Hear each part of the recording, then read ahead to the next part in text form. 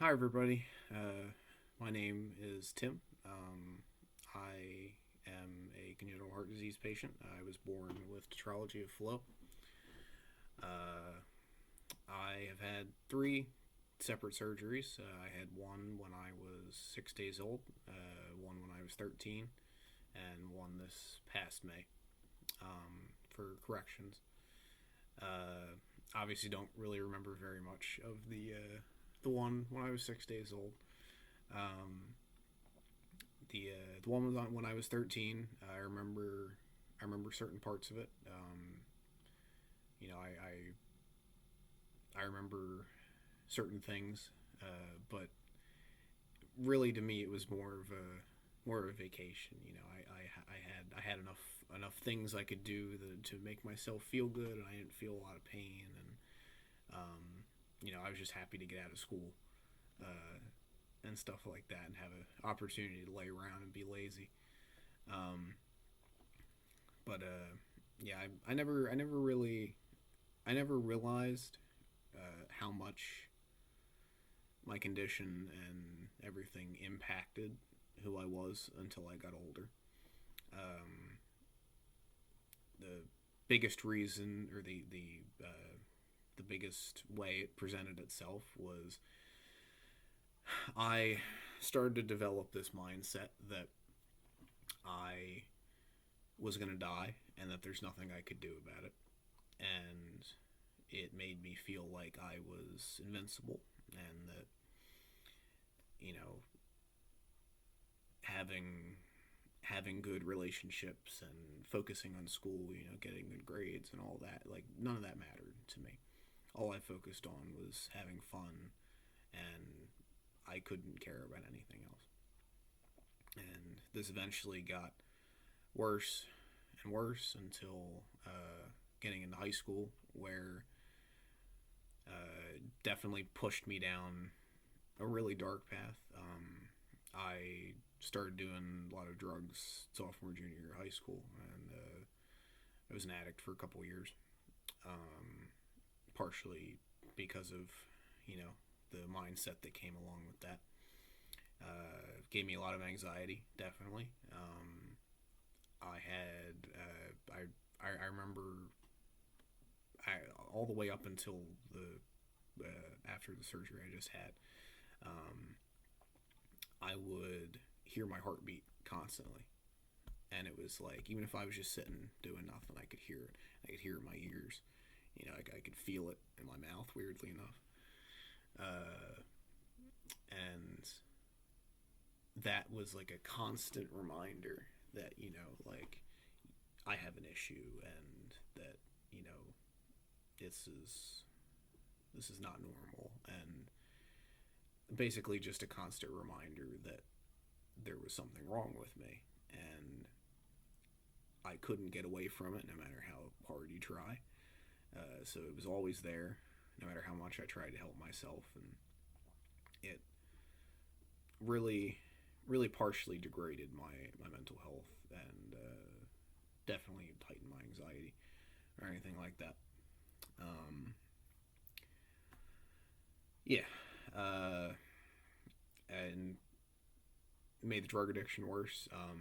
I remember several times I would have people in different forms say to me like, "Oh, you know, like why are you doing this or that substance or whatever? You know, you got a heart problem." And like people would always look at me concerned whenever like I'd tell them that I have a heart condition and I'm high or whatever.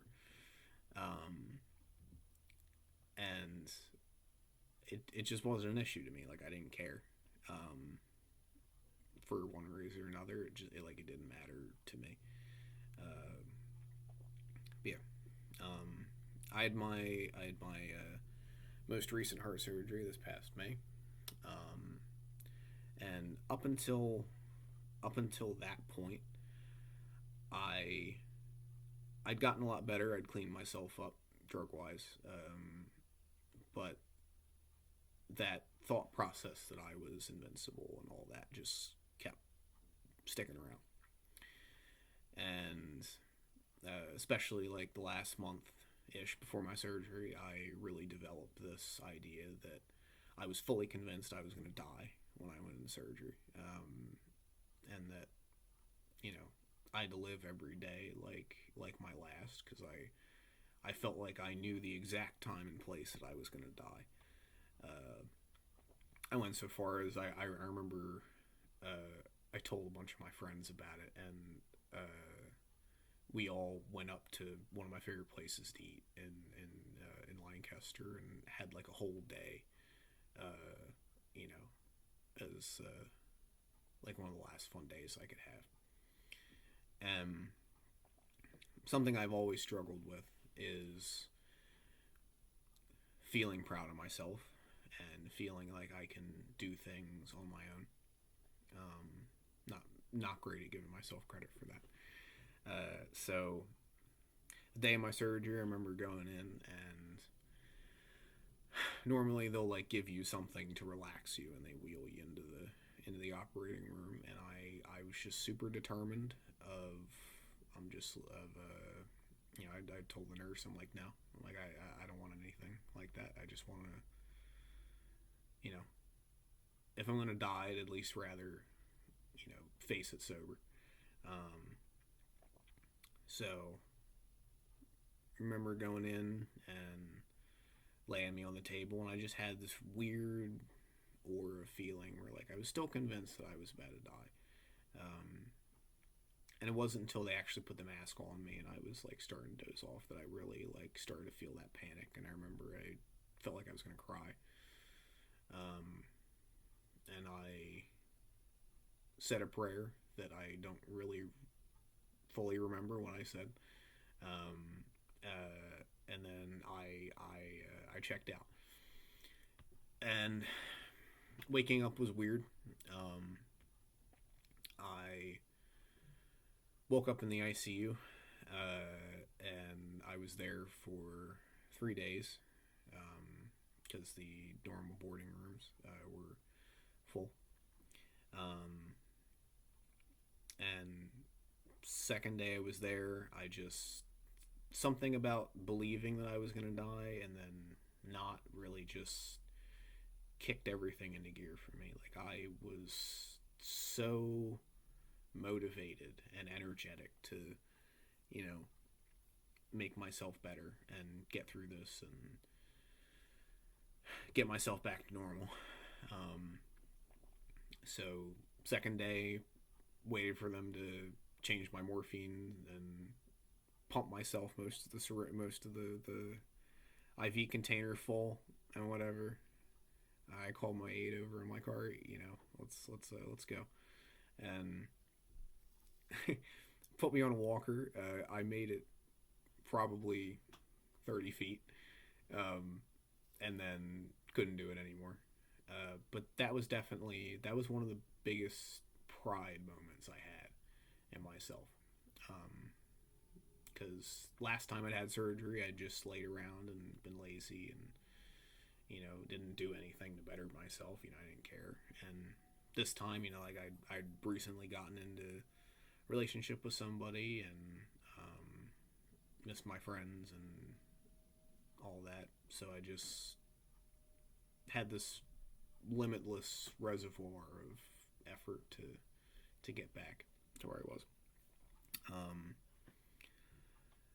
Every day, do that multiple times a day, getting up, going on the walker until eventually I made it one full lap around the ICU, and that was probably the one of, if not the most proud of myself I think I've ever been. Yeah, came back in. ICU definitely stressed me out. Had a couple interesting cases while I was in there, and it was really scary to me, but got through it. One of the rooms opened up after a couple of days, and I went into the cardiac to be the like standard lodging place, whatever you want to call it, and the motivation that I had stuck around through the whole thing. But moving into there was where my mental health started to tank a little bit. Um, and it was, I don't know whether it was that, I just be changing places made me realize it, or that I had been too high the past couple days to realize that, you know, what was going on. But being there where I had people come in and they had to do everything for me. Like you have to change me, you have to change my sheets, you got to help me get out of bed, help me go to the bathroom, help me walk anywhere, uh, all that. And I felt terrible. Just I hated the fact that I had to rely on people to do everything that I'd taken for granted, before going through that. Um, yeah, so real quick worked on walking around that. I was eventually like second day, I think I was able to make my way around the whole unit in the walker. Um, I told my parents to not visit me because I just had this feeling. It's like this is something I needed to do by myself. Uh, yeah, started started doing really well for myself in there after a couple days. Um, Loneliness got to me. uh, I remember like one of the best things I'd felt in a long time at the time was the one day that one of the nurses came up and said I could walk outside. That was like the best feeling ever. Um, but I was definitely really proud of myself. A lot of parts about it that were scary to me, and it was really off-putting to me. Just that I could just have people come into my room at any time. Uh, I hated that. It was just I had no real privacy, and it was just a group of doctor and their medical students would come in and just a bunch of clipboards, and he's talking about me like I'm not even there, and it just made me feel like more of a lab experiment, I guess, than anything. Yeah. Uh, there was also a complication with my surgery, where they ended up having to filter my blood through my femoral artery and stop my heart uh, to do some repairs. And especially at the time, I viewed that as like, holy crap, like I almost died. And like what I had been so afraid of the whole time almost came true in my mind, no matter, I don't know how close that was to, you know, legitimacy, but at least in my mind, that's how it worked at the time. Um, and just the whole thing made me appreciative of everything. I was appreciative of all the things I'd taken for granted, like everything you do to get ready in the morning. I had to have somebody come and do it for me. Um, and I don't know, you know, had people make me food and all that. But really gave me a real appreciation for life. And as scared as I was of dying, definitely the person that I was died in there. And when I came out of it, it was probably the single best change I've ever made to my life. Because it gave me a whole new perspective on the world. Like even now, months later, I'll still find myself, I'll just sit and stare at something, and I'll think about it, and I'm like, wow, like I'm lucky to have this. Came home, everything really went well. Struggled with mental health a little bit when I was home, but every day, a couple times a day, get up, go outside, do a lap around my yard, listen to music, got up to 5 laps, got up to 10. Was doing all the stretches and stuff that the kinesiology lady had given me at the hospital, and that was helping, my shoulders and stuff. Yeah, and I had a couple people tell me that I was really just a model patient, and that really made me feel proud that I didn't give in and do what I did last time.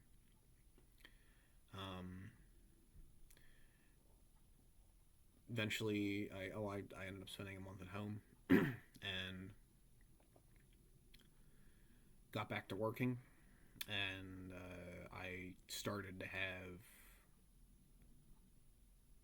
certain episodes of PTSD. I remember one, and it was in ways I never thought about before. One, I remember being at work, and I work in a kitchen. We have a machine that you press a button and it shoots soap out of a hose, and the hose we used to use had recently broke, so we had a clear hose, and I remember filling up whatever I was filling up and then stopping, and it's just looking at the bubbles and stuff that was in the hose. I just got this weird heavy feeling, like tunnel vision, and I don't know, it just reminded me of the chest tubes I had, and what that would look like. Going out to eat, it'll happen sometimes. I'll fast food restaurants, especially, the noises of ovens being done out in fast food places sound like a pulse ox machine, their heart monitor. Had one about a week ago that was my friend was putting his information into an ATM, and the beeping it made putting his information in, sounded like a pulse ox, and it was just a heavy feeling. So I struggle with that every once in a while now, and it's not that bad. It's more of just I'll have moments of remembering it. Yeah. Other than that, I'm really, in the heart aspect, I'm really doing well myself. I go out of my way to eat better and, turn my physical life around. It's really important to me. I feel amazing. It helps my mental health a lot. And it was just really, it was a whole thing. I realized that I did it by myself. The nurses helped me, doctors fixed me, but at the end of the day, I did that all by myself. And that's one of the few things I'll admit to myself that I should feel proud of myself for, and I do. Yeah. Yeah. If I had anything to say to parents,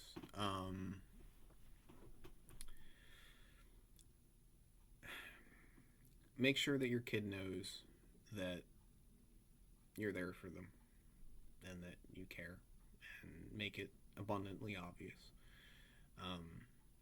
as is probably any parent's instinct when their kid's injured like that. But from my personal experience, at least, make sure that you let them do a lot of it on their own, and make sure they're not hurting themselves or doing, make sure they're doing it the right way, but don't do things for them, because one day you can point it out to them that if they're ever feeling down about themselves, you can be like, well, you got through this, you're perfectly, perfectly capable of doing something, and it'll probably help you out in some arguments in the future. But yeah, it's important, and just encouraging them to be open about any kind of mental or physical change they have after it. I mean, it could be months after, before anything changes. If I had anything to say to the patients, it would be that